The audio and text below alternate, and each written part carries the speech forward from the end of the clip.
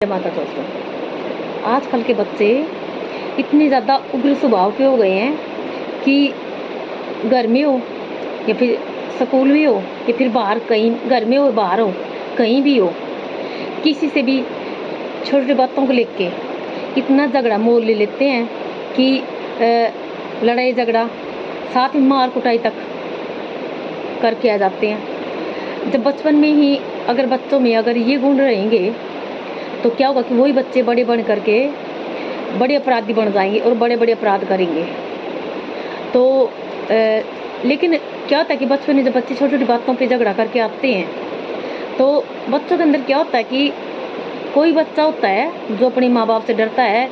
अपने परिवार वालों से डरता है, जो झूठ नहीं बोलता। नहीं तो ज़्यादातर बच्चे डर के मारे झूठ बोल देते हैं, वो अपनी गलती छुपा लेते हैं कि हमने कुछ गलत नहीं किया घर आकर के, और घर वालों से दूसरों की गलती बता देते हैं। लेकिन देखो, घर वालों का सबसे पहला फर्ज तो ये है कि अपने बच्चे को थोड़ा कंट्रोल से पालन पोषण करे बच्चों का, और दूसरा उसको संस्कार दे, और तीसरा उसमें इतना तो कम से कम अपना वो बनाए, थोड़ा डर बनाए रखे कि बच्चा झूठ ना बोल न पाए,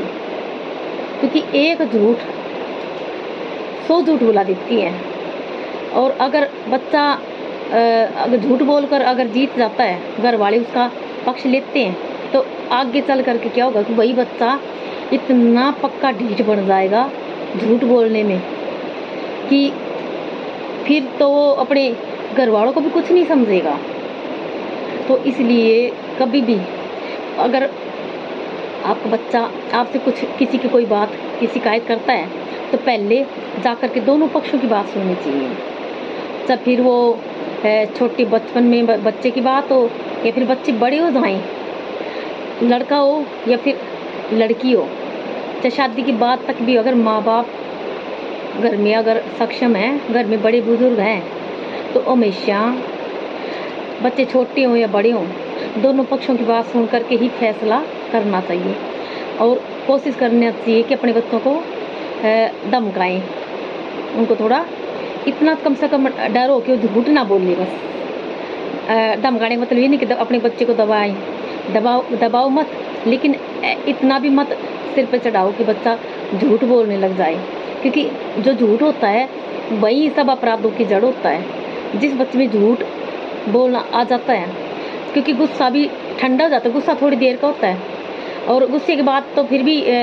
इंसान के अंदर ये होता है कि मैंने गुस्सा कर दिया, उसमें गिलानी का भाव आ जाता है। लेकिन जब इंसान झूठ बोलता है ना, उसमें गिलानी का भाव भी नहीं आ पाता, उसके भाव बढ़ जाते हैं कि अगर झूठ को उसको पग मिल जाते हैं झूठ को, तो वो क्या होगा कि एक झूठ 100 झूठ बोलेगा। इसलिए आपका बच्चा हो या फिर परिवार में हो, कोई भी हो, ऐसे उसको संस्कार दें, उसको ऐसा मतलब उसका पालन पोषण करें कि वो कभी भी झूठ ना बोल पाए। जय माता।